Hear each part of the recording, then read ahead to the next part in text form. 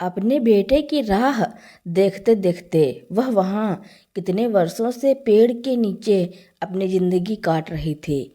वहीं एक छोटी सी झोपड़ी बनाकर रहती थी, क्योंकि उन्हें अपने खोए हुए बेटे का इंतजार था।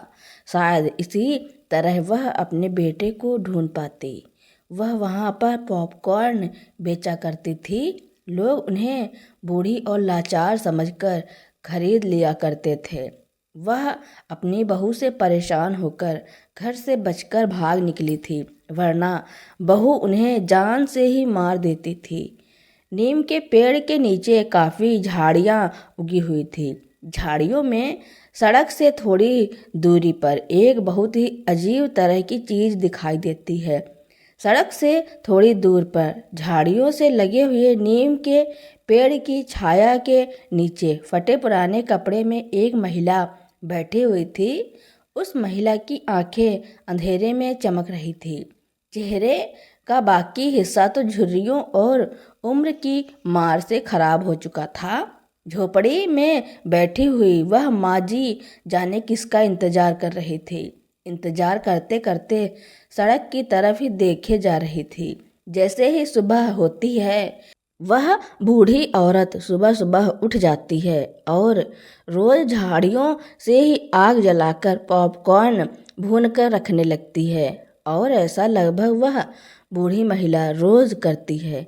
ईश्वर की महिमा देखो, वह बूढ़ी महिला जितने भी पॉपकॉर्न रोज भून कर रखती है, सारे के सारे बिक जाते हैं। कोई न कोई ऐसा शख्स उनके पास जरूर आता है और उनके सारे पॉपकॉर्न को खरीद कर ले जाता है। बूढ़ी महिला अगले दिन फिर से बाजार से मक्का ले आती है और फिर से उन्हें भून कर बेचने लगती है। यह काम वह बूढ़ी महिला रोज रोज करती है। अब तो अम्मा जी का यह रोज का काम हो चुका था। उन्हें कुछ भी पता नहीं होता था कि उनके पॉपकॉर्न कितने बिक जाएंगे या बिल्कुल भी बिकेंगे ही नहीं, लेकिन फिर भी बूढ़ी अम्मा अपने काम को करती रहती। अम्मा का यह काम देखते ही देखते चर्चा का विषय बन गया। आस पड़ोस के लोग, आस पड़ोस के और मोहल्ले वाले, वह शहर तक इसके इस काम की बात फैल गई। अब लोग अम्मा जी के पास उन्हें देखने आने लगे, यह देखने की आखिर यह बूढ़ी अम्मा का रहन सहन और उनकी रोज रोज की दिनचर्या कैसी है। अब लोग अम्मा जी के पॉपकॉर्न से अम्मा जी के रहन सहन और उनके रोज रोज के काम से प्रभावित होकर बूढ़ी अम्मा को देखने आने लगे थे। कई लोगों ने कोशिश की कि उनके बारे में कुछ पता लगाया जाए कि आखिर यह बूढ़ी अम्मा है कौन।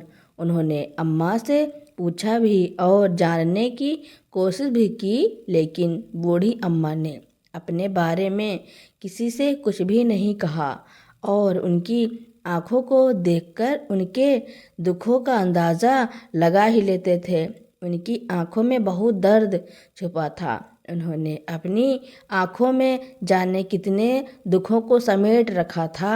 एक दिन बूढ़ी अम्मा पॉपकॉर्न भूनकर अपनी झोपड़ी के सामने सड़क की ओर निहार रही थी कि इस समय एक बुजुर्ग जो अच्छे से कपड़े पहने हुए थे और अच्छे खासे दिखने में भी लग रहे थे, उनकी नज़र जब वह अम्मा जी पर पड़ी तो वह उस बूढ़ी अम्मा को देखकर खड़े रह गए।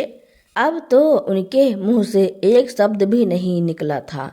वह उसी बूढ़ी अम्मा को आवाज़ लगाने की कोशिश कर रहे थे। उन्होंने उस बूढ़ी महिला की तरफ हाथ भी हिलाया था, लेकिन बूढ़ी अम्मा तो अपने ही काम में मगन थी और बूढ़ी महिला ने उस बुजुर्ग की ओर ध्यान ही नहीं दिया। काफ़ी कोशिश करने के बाद उनके मुंह से अचानक ही निकला, अरे मनोरमा, मनोरमा तुम यहाँ क्या कर रही हो। मनोरमा जी ने अपना सिर घुमाकर पीछे की ओर देखा तो हैरान रह गई। वह आश्चर्यचकित हो गई। बूढ़ी अम्मा को अपनी आंखों पर विश्वास नहीं हो रहा था। उन्होंने अपनी दोनों आँखों को बार बार अपने दोनों हाथों से रगड़कर साफ करना शुरू किया और उस इंसान को साफ आँखों से देखने की कोशिश की और सोचने लगी कि यह इंसान है कौन। वह देखे जा रही थी जिसका वह इंतजार कर रही थी। जब पूरी तरह से समझ सकी तो बूढ़ी अम्मा कहने लगी, राम सेवक जी, आप या फिर मुझे कोई गलत फहमी हो रही है। आप राम सेवक जी ही हो ना? राम सेवक जी ने दौड़कर मनोरमा जी को बाहों में ले लिया और कहा, अरे हाँ हाँ मनोरमा, मैं ही राम सेवक हूँ। लेकिन तुम यहाँ कैसे और यहाँ क्या कर रही हो, और वह भी इस हालत में? मुझे लोगों ने तुम्हारे बारे में जाने क्या क्या कहा और मैं तो तुम्हें ढूंढने के लिए तुम्हारे घर पर भी गया था, लेकिन तुम्हारे घर में कोई भी नहीं था और ताला लगा हुआ था। तुम्हारे घर के आसपास के लोगों से पूछा तो लोगों ने बताया कि तुम यहाँ नहीं हो और तुम किसी के नाजायज बच्चे की माँ बनने वाली हो। तुम्हारे पेट में किसी का नाजायज बच्चा था, इसी के कारण तुमने अपने घर को भी छोड़ दिया था। क्या यह बात पूरी तरह सच है या फिर कुछ और? मनोरमा जी थोड़ी देर तक तो चुप बैठी रही, कुछ बोल ही नहीं पाई थी। मनोरमा जी सिर्फ रोती जा रही थी। मनोरमा जी को बिल्कुल भी समझ नहीं आ रहा था कि वह क्या कहे और कहाँ से शुरू करे और कहाँ ख़त्म करे। मनोरमा जी सोच रही थी। सोचते सोचते अपने ख्यालों की दुनिया में चली गईं। जिस दिन मनोरमा जी ने अपना पहला कदम अपने लिए कॉलेज में रखा था, राम सेवक जी तो मनोरमा जी को देखते ही उनके दीवाने हो गए थे। मनोरमा जी राम सेवक जी को बहुत पसंद आई थी। कॉलेज में मनोरमा जी की एक झलक पाने के लिए तरसते थे, लेकिन मनोरमा जी किसी को भाव नहीं देती थी। वह तो अपने काम से काम रखती थी। लेकिन कॉलेज की पढ़ाई के दौरान राम सेवक जी ने मनोरमा जी की काफ़ी मदद की थी, जिससे मनोरमा जी उनसे काफ़ी प्रभावित हो गई थी और उन दोनों में प्यार हो गया था। उन दोनों का प्यार ऐसे परवान चढ़ गया था कि लोगों को उनके बारे में पता ही चल गया था।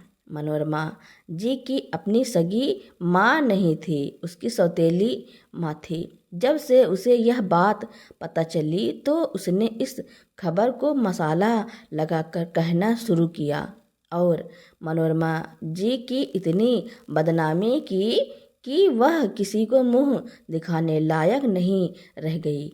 उसकी सौतेली माँ ने सभी लोगों से यह कहा कि मनोरमा के पेट में तो किसी का नाजायज बच्चा पल रहा है। मनोरमा जी तो चरित्रहीन लड़की हैं।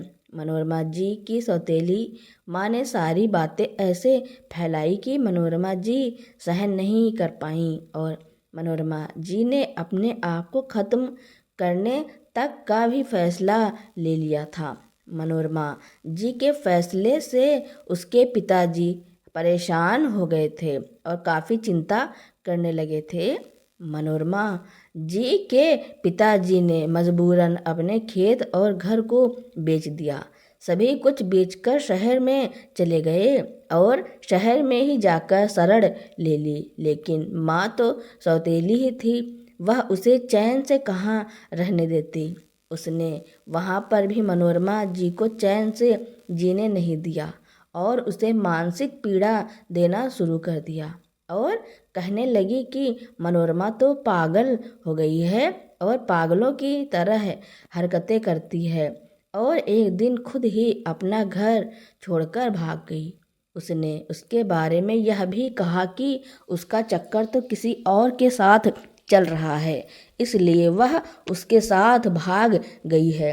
इस तरह की बातें मनोरमा जी के पिताजी बर्दाश्त नहीं कर पाए और उन्हें सदमा सा लग गया था।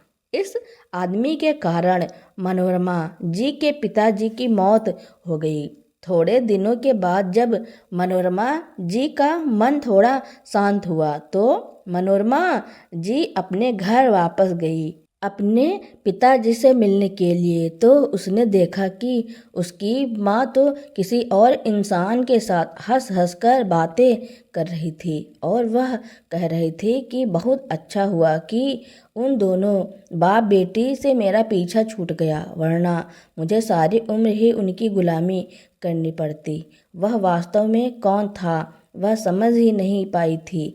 उसने उसे अच्छी तरह नहीं देखा था और एक आदमी को उसके पीछे लगा दिया था क्योंकि वह जानना चाहती थी कि वह इंसान कौन है, क्यों उसकी सौतेली माँ के साथ बातें कर रहा है। सौतेली माँ की नज़र मनोरमा जी पर पड़ गई। मनोरमा जी अपनी जान बचाकर ऐसे भागने लगी कि उस व्यक्ति के हाथ ही नहीं आई और मनोरमा जी वहाँ से भागकर दोबारा अपने घर वापस नहीं आई। कुछ दिन इधर उधर भटकने के बाद उसके पिता के एक दोस्त उससे मिले। उन्होंने मनोरमा जी को बताया कि उसके पिता अपनी बेटी के सदमे में इस दुनिया से ही चल बसे हैं। वह अपनी बेटी के गम को बर्दाश्त नहीं कर पाए थे। अपने पिता की मृत्यु का जिम्मेदार वह अपने आप को मानकर बहुत दुखी हो रही थी। तब उसके पापा के दोस्त ने उसे समझाया कि इसमें उसकी कोई भी गलती नहीं थी, सारी गलती तो उसकी सौतेली माँ की ही थी, जिसने यह सारी उल्टी सीधी बातें फैलाई थी और अपने पति की मृत्यु का कारण बनी थी। अपने पापा के दोस्त की बातें सुनकर मनोरमा जी को थोड़ी शांति मिली और अपने मन को समझाया कि चलो कम से कम मुझे इस बात की तो तसल्ली है कि मेरे पापा जी मेरी वजह से तो इस दुनिया से नहीं गए, वरना मैं अपने आप को कभी माफ़ नहीं कर पाती। मनोरमा जी के अंकल ने मनोरमा जी से कहा कि क्या तुम मेरे बेटे से शादी करोगे। मनोरमा जी ने सोचने के लिए कुछ समय मांगा क्योंकि वह उनके बेटे के बारे में जानना चाहती थी, लेकिन जब वह उससे मिली तो उसे ऐसा लगा जैसे जाने कितने सालों से वह एक दूसरे को जानते हैं और जाने कितने सालों से वह उसी का इंतज़ार कर रहा हो। थोड़ी समय बाद मनोरमा जी और उसके पिता जी के दोस्त के बेटे के साथ शादी हो गई। मनोरमा जी का पति बहुत ही अच्छा इंसान था। वह मनोरमा जी की हर ज़रूरत को पूरा करता था और हर संभव मदद करने की भी कोशिश करता था। मनोरमा जी के पति को पता था कि उसकी सौतेली माँ ने उसे बचपन से ही बहुत ज़्यादा जख्म दिए हैं, इसलिए वह मनोरमा जी को हर खुशी देने की कोशिश करता था, लेकिन कुदरत को कुछ और ही मंजूर था। उन दोनों की खुशियाँ ज़्यादा दिनों तक टिक नहीं पाई थी। मनोरमा जी के पति को एक गंभीर बीमारी होने के कारण शादी के 15 साल बाद मनोरमा जी को इस भरी दुनिया में छोड़कर और एक अपने बेटे गौरव को छोड़कर इस दुनिया से चले गए। अब तो मनोरमा जी के ऊपर अपने बेटे और अपने सास ससुर की भी जिम्मेदारी आ गई थी और उसने अपने पति के जाने के बाद बिल्कुल भी हिम्मत नहीं हारी, बल्कि पूरी हिम्मत के साथ अपने परिवार को संभालने में लग गई और रात दिन मेहनत करने लगी, क्योंकि वह जानती थी कि अगर वह रोएगी और भी ज़्यादा कमज़ोर पड़ जाएगी, जो वह बिल्कुल भी नहीं होने देगी, जिससे उसका परिवार बिखर जाएगा। लेकिन मनोरमा जी ने पूरी हिम्मत के साथ अपने परिवार को संभाला और अपने परिवार को बिखरने नहीं दिया। मनोरमा जी ने अंतिम सांस तक अपने सास ससुर की बहुत सेवा की और पूरे जतन के साथ सेवा की और अपने बेटे गौरव की परवरिश में भी कोई कमी नहीं छोड़ी। अब मनोरमा जी का बेटा गौरव पढ़ लिखकर एक बड़ा इंसान बन चुका था और दिन दोगुनी रात चौगुनी तरक्की करने लगा था। गौरव ने अपनी झोपड़ी जैसे घर को आलीशान घर में बदल दिया था। मनोरमा जी अपने बेटे की सफलता से बहुत ही खुश थी। वह उसे बहुत आशीर्वाद देती रहती थी और कहती थी, भले ही मैंने अपने दुख देखे हैं, लेकिन अब मेरे बुढ़ापे में भगवान ने मुझे सुख के दिन तो दिखाए हैं। मन ही मन मनोरमा जी काफ़ी खुश रहती थी, लेकिन मनोरमा जी की खुशी भी ज़्यादा दिन तक नहीं रही। केवल तभी रही जब तक उसकी बहू नहीं आई थी। गौरव ने एक दिन बड़ी प्रसन्नता के साथ अपनी माँ को बताया कि उसने एक लड़की को पसंद कर लिया है और वह उसी से शादी भी करेगा। गौरव ने उस लड़की की फ़ोटो अपनी मम्मी को दिखाई तो मनोरमा जी की आंखें फटी की फटी रह गई, क्योंकि थोड़े दिन पहले ही मनोरमा जी ने उस लड़की की फ़ोटो न्यूज़ पेपर में देखी थी। वह लड़की चरित्र की अच्छी नहीं थी और गंदे काम करने का काम करती थी। उन्होंने गौरव को बहुत समझाया कि देखो बेटा, मैं यह सौतेली माँ नहीं हूँ और मुझे पता है कि तुम ऐसी लड़की से शादी नहीं करोगे जो अच्छी नहीं है, क्योंकि मनोरमा जी को पता था कि उनकी माँ ने उन्हें खूब सताया था, इसलिए वह भी कोई कमी नहीं छोड़ेगी मुझे सताने में। परंतु गौरव नहीं माना और उसने अपनी पसंद की लड़की के साथ शादी कर ली। गौरव की पत्नी को भी अपनी सासू माँ के बारे में सब पता था कि कैसे उनकी सौतेली माँ ने उन्हें सताया था। तो गौरव की पत्नी भी अपनी सासू माँ के साथ वही व्यवहार करने लगी। उसने अपने पति को अपने बस में कर लिया था। जो बेटा अपनी माँ की एक पुकार पर अपनी जान निछावर कर देता था, वही बेटा अपनी पत्नी के आते ही इतना जल्दी बदल जाएगा, ऐसा तो मनोरमा जी ने सपने में भी नहीं सोचा था। अब तो मंजू मन मर्जी से अपने ससुराल में रहने लगी थी। मंजू अपनी मर्जी से कहीं भी आया जाया करती थी। उसे घर में रोकने टोकने वाला कोई भी नहीं था। गौरव की तो बिल्कुल भी नहीं सुनती थी और अपनी सासू माँ को तो अनपढ़ गंवार समझती थी और बिल्कुल भी इज्जत नहीं देती थी। एक दिन मंजू ने अपने घर में लड़कियों को कैद करके रखा हुआ था और रातों रात ही पता नहीं उनको कहाँ पहुँचा दिया था और न जाने किसके साथ भेज दिया था। मनोरमा जी को इसके बारे में पता ही नहीं चला। थोड़े दिनों के बाद मंजू ने फिर वैसा ही किया। कुछ लड़कियों को अपने पास रखा और रातों रात गायब कर दिया। मनोरमा जी को अब तो समझते देर नहीं लगी कि मंजू एक बहुत ही खतरनाक लड़की है। न जाने इसने मेरे बेटे को क्या उल्टा सीधा बातें करके फंसाया है और जाने क्या बातें बताई होंगी। उन्होंने मंजू को शाम को घर से बाहर जाने दिया और उन सभी लड़कियों को जिस कमरे में मंजू ने रखा था उस कमरे का दरवाज़ा खोल दिया। सभी लड़कियां मनोरमा जी को धन्यवाद देकर वहां से अपनी जान बचाकर भाग गईं। जब मंजू ने घर आकर देखा तो वह हैरान रह गई। एक भी लड़की उस कमरे में नहीं थी। मंजू तो सीधे मनोरमा जी के पास गई और गुस्से से आग बबूला हो गई और पूछने लगी कि लड़कियों को भगाने में बता बुढ़िया किसका हाथ है, किसने भगाया है उन लड़कियों को। मंजू को चिल्लाता देख मनोरमा जी डर के काँप रही थी।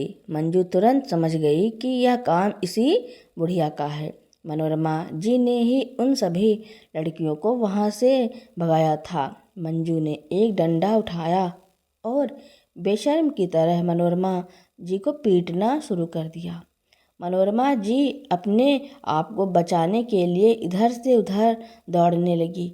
उसी समय गौरव भी, जो किसी काम से बाहर गया हुआ था, अचानक से घर आ गया। अपनी माँ को मार खाते देखकर कहने लगा, मंजू, उन लड़कियों को भगाने में मैंने ही माँ की मदद की थी। मंजू को यह सुनकर और भी आग बबूला हो गई।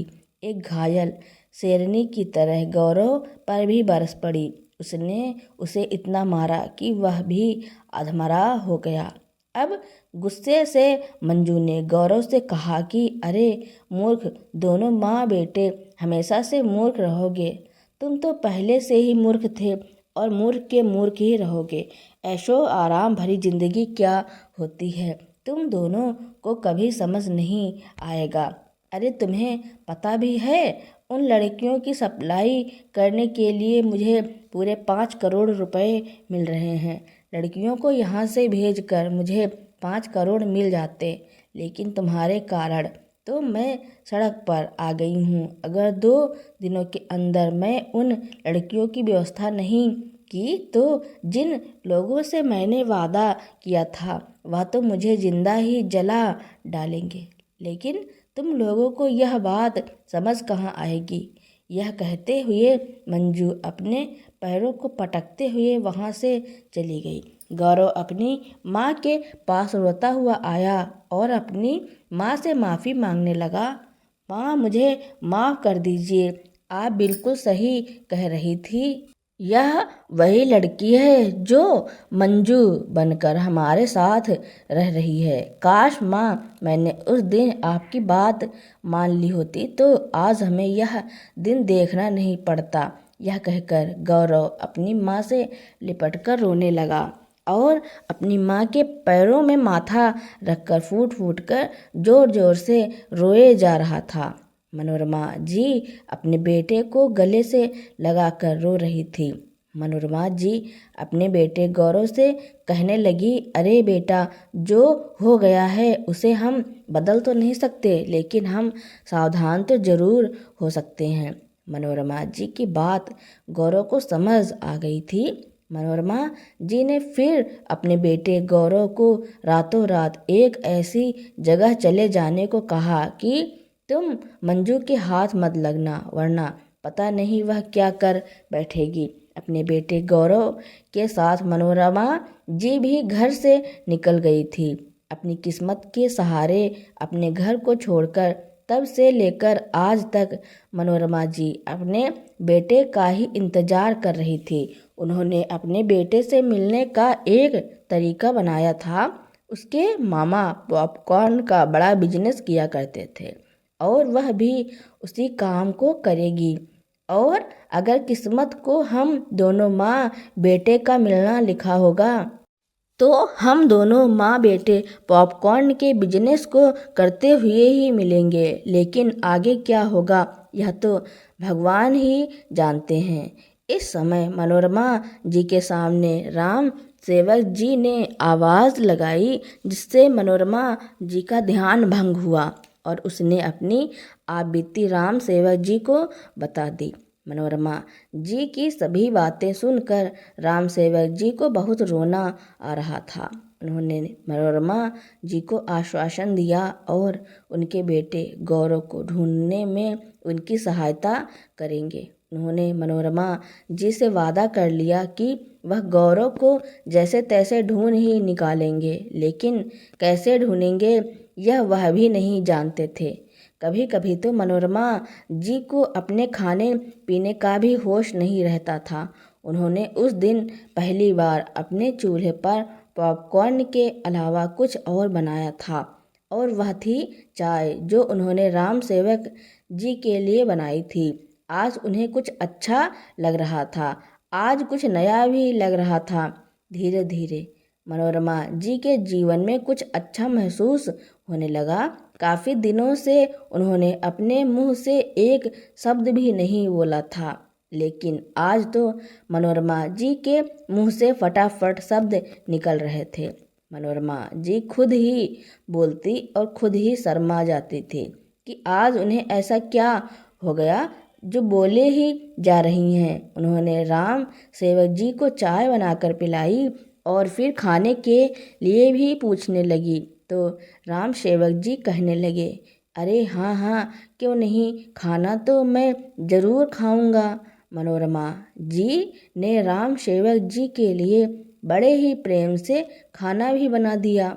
राम सेवक जी ने जब उनके बने हुए हाथ का खाना खाया तो हैरान रह गए थे, क्योंकि बहुत ही स्वादिष्ट खाना था, जो कि किसी 56 भोग से कम नहीं लग रहा था।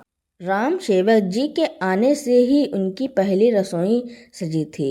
राम सेवक जी को लग रहा था चलो कम से कम मेरे आने से ही मनोरमा जी के चेहरे पर थोड़ी सी खुशी तो आ ही गई है और कुछ अलग तरह का भोजन भी खाने को मिला। लेकिन मनोरमा जी तो अपने बेटे के इंतजार में मुट्ठी भर पॉपकॉर्न खाकर ही और पानी पीकर अपना काम चला लिया करती थी। जब दोनों ने खाना खा लिया तब मनोरमा जी को याद आया कि राम सेवक जी के सामने तो उन्होंने अपना दुखड़ा सुना दिया, लेकिन उनका परिवार कहाँ है और कहाँ रहते हैं और करते क्या हैं यह तो उनसे पूछा ही नहीं।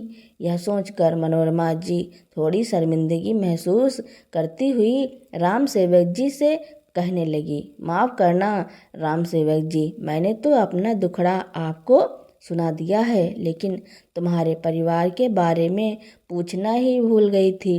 तुम भी बताओ ना, तुम्हारा परिवार कहाँ रहता है और तुम क्या करते हो। तो राम सेवक जी कहने लगे, अरे मनोरमा जी, यह पूरी दुनिया ही मेरा परिवार है।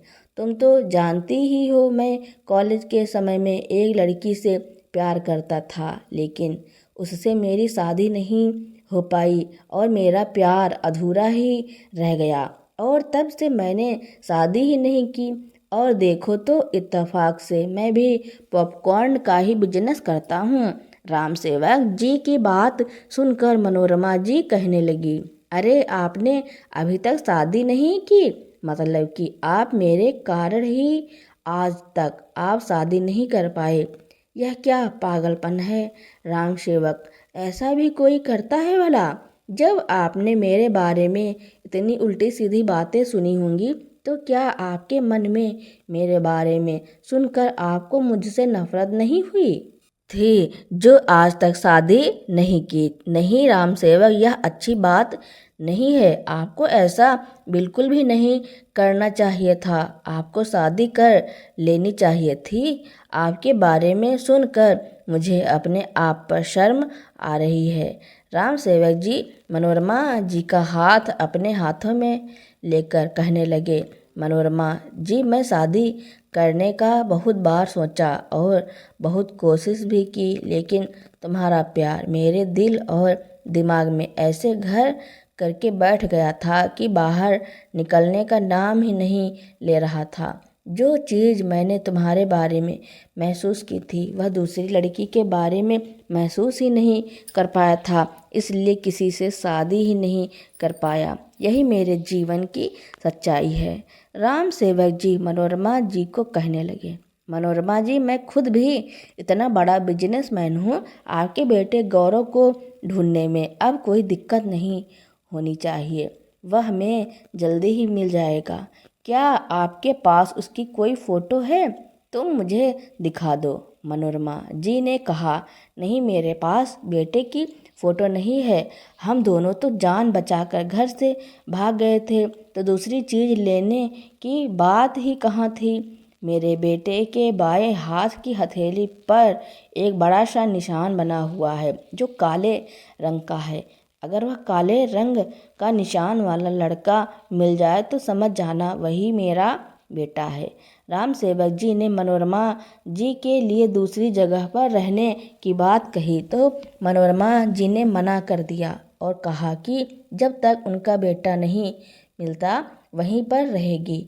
अब तो राम सेवक जी का एक ही मकसद था कि मनोरमा जी के बेटे को ढूंढने का।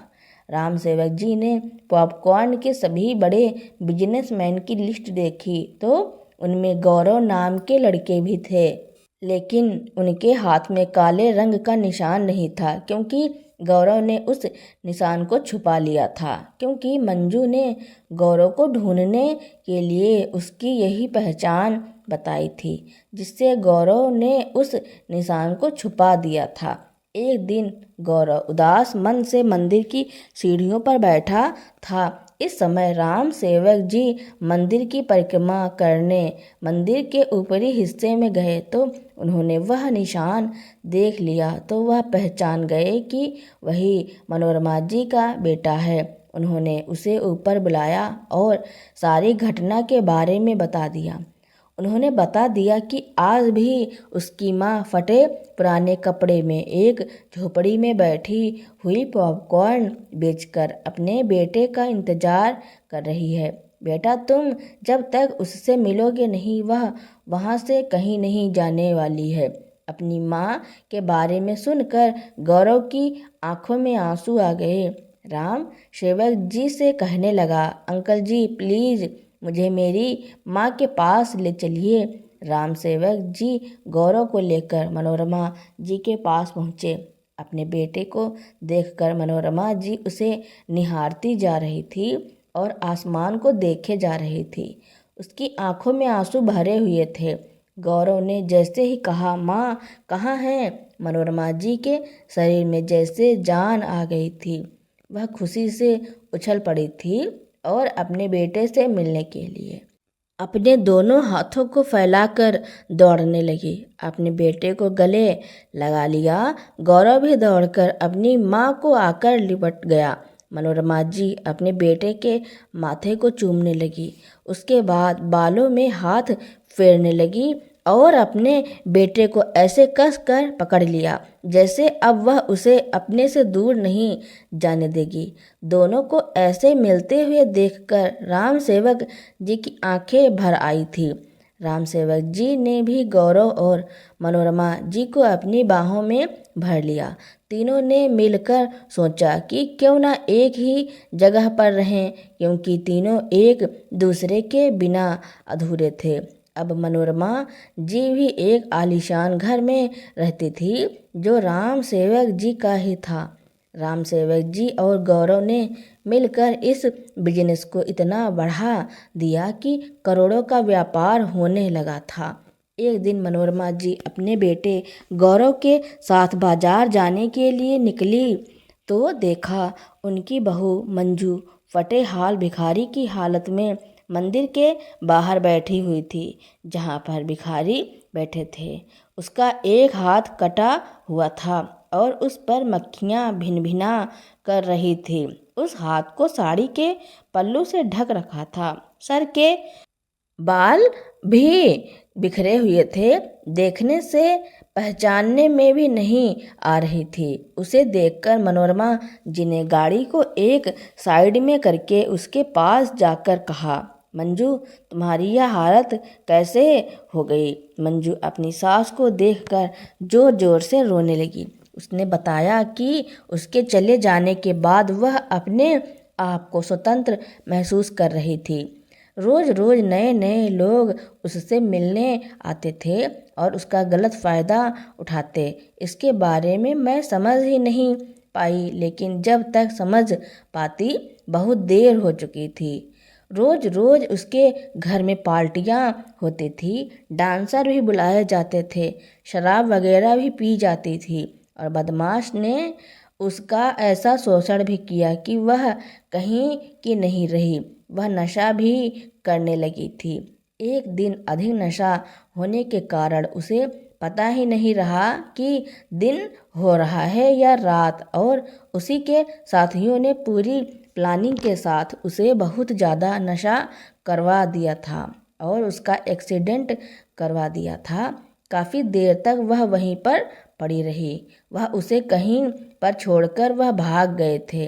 धोखे से उन्होंने उसके घर को भी अपने नाम कर लिया था। काफ़ी देर वहीं पड़े रहने के बाद किसी ने उसे सरकारी अस्पताल में एडमिट करवा दिया था। कुछ दिन इलाज चलने के बाद वहाँ से भी उसकी छुट्टी कर दी गई। उसके बाद समझ नहीं आ रहा था कि कहाँ जाऊं। जब मैं अपने घर वापस आई तो देखा कि दूसरे लोग उस घर में रहते हैं। मैंने उनसे पूछा कि आप लोग यहाँ क्या कर रहे हैं, तो उन्होंने बताया कि यह घर उन्होंने खरीद लिया है।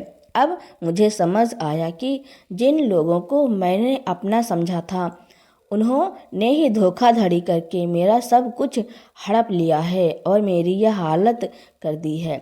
माँ जी मुझे माफ़ कर दीजिए। जो मेरे अपने थे मैंने उन्हें पराया समझा और जो लोग पराए थे मैं उन लोगों को अपना समझ बैठी थी। जिसका मुझे दंड भुगतना पड़ रहा है। माँ जी प्लीज़ मुझे माफ़ कर दीजिए।